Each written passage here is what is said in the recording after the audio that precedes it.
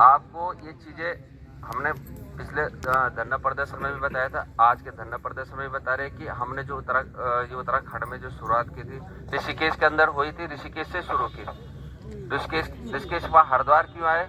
हरिद्वार एक मुख्य द्वार है और भोलेनाथ की कृपा होगी तो हरिद्वार से ही हाथ होके कुंभ में है तो ब्रह्मकुंड में। तो ये चीज है कि कहीं ना कहीं हो सकता है कि यहाँ का तब के बल से पैसा वापस आ जाए। है हम पैसों के निवेशों की मांग कर रहे हैं, हम किसी के उसमें नहीं है कि हम इनको अंदर करो। हमें तो सिर्फ ये चाहिए, हमारा एक लक्ष्य, जैसे वो मछली की आंख थी ना, तो उसी का लक्ष्य पैसे आप लोगों का कैसे वापस आ जाए, बस हम ये जानते हैं। हम उसके अनुसार ही काम कर रहे हैं, हमारी पूरी टीम काम कर रही, दिन रात मेहनत कर रही है। आपके मतलब कागजों की तो ढेर क्या बताऊं मैं कितने हो चुके हैं। कई लोगों ने हमारे लेटर को भी जो है निकाल करके व्हाट्सएप ग्रुप में डाले। मैंने कहा कोई बात नहीं, अगर आपको विश्वास नहीं तो देख सकते हो, पहले हमने छुपा। पर लेकिन क्या होता है ना कि लेटर देने का मतलब होता है कि जब तक वो लेटर न पहुंचे, तो ऐसे भी है तो वो लोग जो है उसमें भी फायदा उठा रहे हैं। कुछ लोग ऐसे भी कह रहे हैं कि भाई जंतर मंतर पे जंतर मंतर वाला भी आ रहा है वो देहरादून में, तो आप लोग जंतर मंतर भी देख सकते हो, हमें कोई एतराज नहीं। आप लोग किसी भी उसमें देख सकते हो। आप ये देखिए कि जैसे आपने रास्ता, आपको लगता है, आपके बुद्धि विवेक में लगता है कि आपने क्या करना है, कौन सा।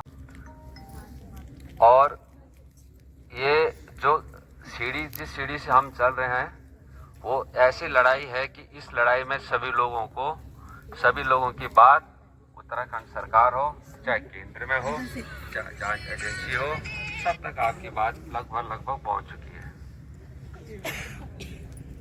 बस एक बात के विषय आपके सामने विशेष ये कहना चाहता हूं कि इसमें एक दूसरे के साथ ये जो व्यवहार होता है उसमें साथ खड़े हो जाए, क्योंकि कभी कोई ऐसा हो जाता है एक शख्स जिन्होंने पैसे दिया है उनका कहना भी सही है।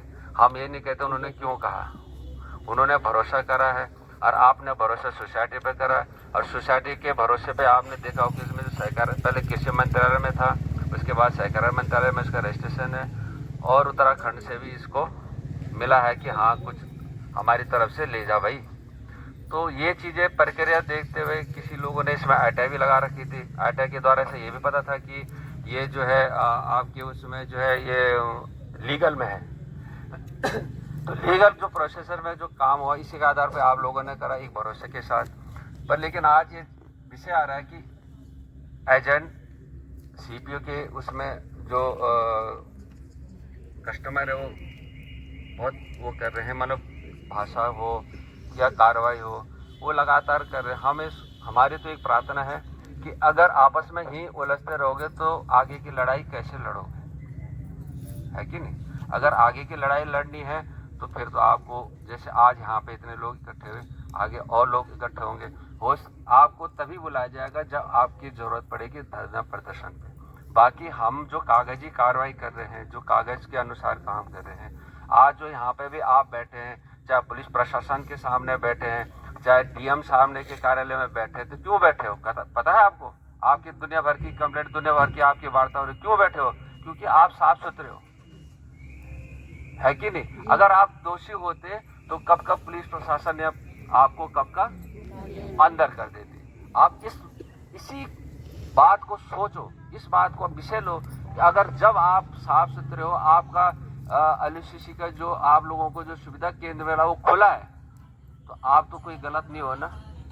जब आप लोग गलत नहीं हो तो फिर एक दूसरे पे क्यों एक अत्या प्रत्यारोप लगा रहे कि तुमने ये कर दिया, तुम्हारे ऊपर भरोसा दो।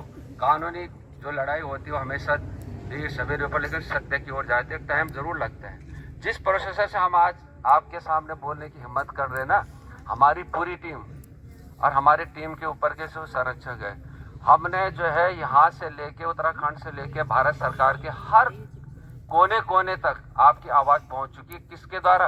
एक इनके कागजों के द्वारा। मुंह से बोल के नहीं होता, सब जगह। अभी हमने यहाँ पे जो ज्ञापन में दिया ना, तो पहले ये दिया, उसके बाद बात की। तो कानून का प्रोसेस से ऊपर कोई चीज नहीं होती, है कि नहीं। तो अगर हम कानून के प्रोसेस चलो तो आप आपस में एक दूसरे के साथ हो, किसी भी एजेंट के उसमें आते हैं, किसी सीपी के उसमें आते हैं, एक दूसरे के साथ हो। क्योंकि आप अगर खड़े होंगे आप उनको बताओगे। वैसे आपकी संज्ञान में ये भी चीज आने लगी कि हमने जहां जहां लेटर लिखे, जहां जहां हमने सबसे पहले आप लोगों की सुरक्षा, आप लोगों की जो पीड़ा है उन लोगों को बताया कि भाई आप इनको, एक तो वैसे भी परेशान है, धन से तो वैसे परेशान है, घर के मानसिक टेंशन से वैसे परेशान है, पर लेकिन अब पुलिस भी परेशान करेगी तो क्या होगा, ये तो बहुत ज्यादा पीड़ा हो जाएगी। जो शब्द कहने नीचे आप समझदार हो, समझ सकते हो क्या होगा। पर लेकिन आपके बीच में इतना भी है कि आज के समय पे पुलिस भी जो है एफआईआर जल्दी से ले नहीं रही है कि नहीं, झूठ है सच है? क्यों है? कि जितने कागज आज हमने पत्राचार कर रखे ना उसका प्रभाव है। हमने कहा ना हमें टाइम दो, उसी टाइम के अनुसार हर जगह हम धरना प्रदर्शन से लेके जो कागजी कार्रवाई है ना, जब तक कि हम धरना प्रदर्शन करेंगे, क्योंकि आने वाले समय में देहरादून में आज स्वीकृति मिल जाएगी और देहरादून में भी एक बहुत बड़ा ज्ञापन के माध्यम से देंगे। हम धरना प्रदर्शन, एक रूल नियम होता है धरना प्रदर्शन करने के लिए कि हम डायरेक्ट धरनी या टेंट क्यों नहीं लगाते। पहले आप जिला स्तर से कहोगे ना कि सर ऐसी बात होगी, वो समझेंगे इस बात को कि हाँ वाकई में वो हमारी बात को आगे रखेंगे, आप लोगों की पीड़ा सबके आगे रखेंगे, और हम सीधा पहुंच जाएंगे ऊपर।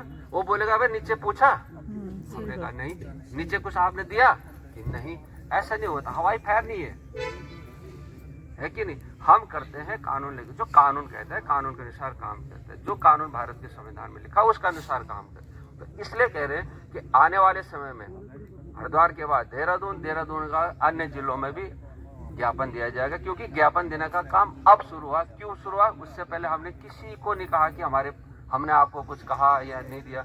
हम सीधा आते ज्ञापन दे तो बोलता भाई पहले कंप्लेंट तो लिख, जैसे पुलिस कहते ना कि कंप्लेंट लिखो, कहते है सही है झूठ? तो वो कहते कंप्लेंट लिख, तो हम कंप्लेंट लिखते हैं। तो जब हम कंप्लेंट पुलिस के पास लिखेंगे तभी तो ऊपर जाएगी वो। और हम सीधे पहुंच गए एसएसपी साहब के पास या मान्य पुलिस महानिदेशक भाई मुख्यमंत्री, वो बोलेंगे अच्छा कितना बेवकूफ है यार, नीचे तो कुछ करा नहीं, आगे मेरे पास रिश्तेदारी निकाल के होता है ऐसे। तो समझ जाओ, थोड़ा सा देखो, आप लोगों ने मेहनत कर रखी है, आप लोगों ने कोई बेईमानी नहीं कर रखी, आपके लोगों के पास पैसे, आप लोगों ने सोसाइटी के ऊपर, पर लेकिन फंस कौन रहे? नीचे वाले, और ऊपर वाले क्या भाग रहे। हम चाह रहे हैं ऊपर वाले, हम चाह रहे ऊपर वाले के लिए कार्रवाई, हम आपके लोग किसी के लिए, क्योंकि हमने जहां भी दिया लेटर में आपके विषय में ही लिखा हुआ, कानून के अंतर्गत लिखा हुआ है, ऐसे कोई शब्द नहीं है आपके। अभी भी आपने शब्द पढ़े हुए, फिर भी आपको मैं पढ़ के एक बार सुना लेता हूँ कि क्या लिखा, इससे आपको ये हो जाए कि हाँ हमारे लिए कुछ लिखा है नहीं लिखा है। अभी भी आपके सामने हमने एडीएम साहब से भी आप करें कि निर्दोष एजेंटों को जो है, जो दोषी होगा चाहे हमारे बीच में हो चाहे कहीं भी हो, हम नहीं छोड़ेंगे उसे। हम आज भी कह रहे हैं, कल भी कह रहे हैं, हम किसी दोषी का ना पक्षधर है ना हम दोषी के साथ है। हमारे साथ कौन घूम रहा है, क्या घूम रहा है, हमें नहीं मालूम। हमारे साथ तो जनता भी घूमती है, हमारे तो पीछे वाले भी घूमती कि नहीं? तो हमें क्या पता कौन किस रूम में है? वो तो जांच एजेंसी करेगी ना, हमें किससे व्यक्तिगत क्यों वो करना है? जांच एजेंसी आप देखिए कौन सही है कौन झूठ है। आज के ज्ञापन में हमने 2 जगह ज्ञापन दिए, माने डीएम के सौजन्य से द्वारा एक दिया हमने माननीय मुख्यमंत्री महोदय जी उत्तराखंड, जिसे the Loni urban multi state credit and thrift cooperative society द्वारा निवेशकों का धन न लौटाने और मुख्य संचालन करता निवेशकों एवं अन्य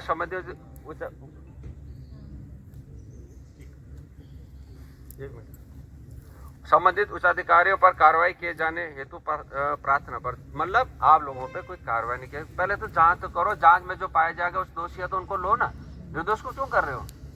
महोदय सादर अवगत कराना कि the Loni urban multi state credit and thrift cooperative society MSCS/639/2012 banking का कार्य कर रही थी, जिसकी हरिद्वार जनपद सहित संपूर्ण उत्तराखंड प्रदेश में कई शाखाएं संचालित थी, जिसमें हजारों कार्यकर्ताओं द्वारा अपना और अन्य लाखों निवेशकों का धन निवेश कराया गया।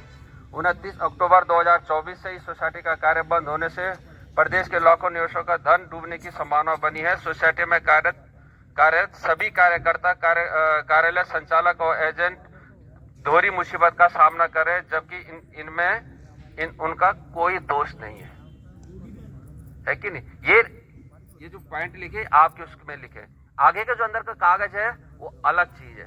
महोदय, ये भी संज्ञान में आया कि सुविधा केंद्र कार्यकर्ताओं एजेंटों का पुलिस प्रशासन द्वारा कई क्षेत्रों में उत्पीड़न किया जा रहा है, जबकि कार्रवाई सोसाइटी के मुख्य संचालनकर्ता, बोर्ड निदेशकों एवं अन्य संबंधित उच्चाधिकारियों के विरुद्ध होना चाहिए, है कि नहीं? आपके विरुद्ध क्यों हो भाई?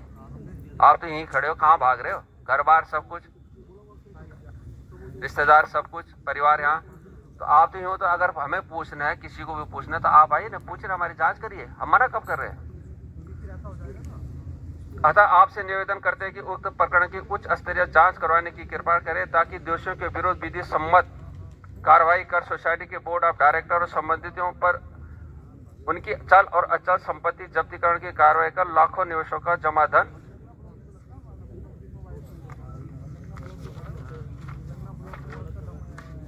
दिलवाएं तथा जांच लंबित होने तक, जब तक जांच चल रही है, निर्दोष सुविधा केंद्र संचालकों का एजेंटों को उत्पीड़नात्मक कार्रवाई से उन्मुक्ति प्रदान करने की कृपा करें। जांच तो साथ साथ आप लोगों का उत्पीड़न न हो, आपको जो भी सहयोग चाहिए कानून के सहयोग के लिए हम लोग तैयार हैं।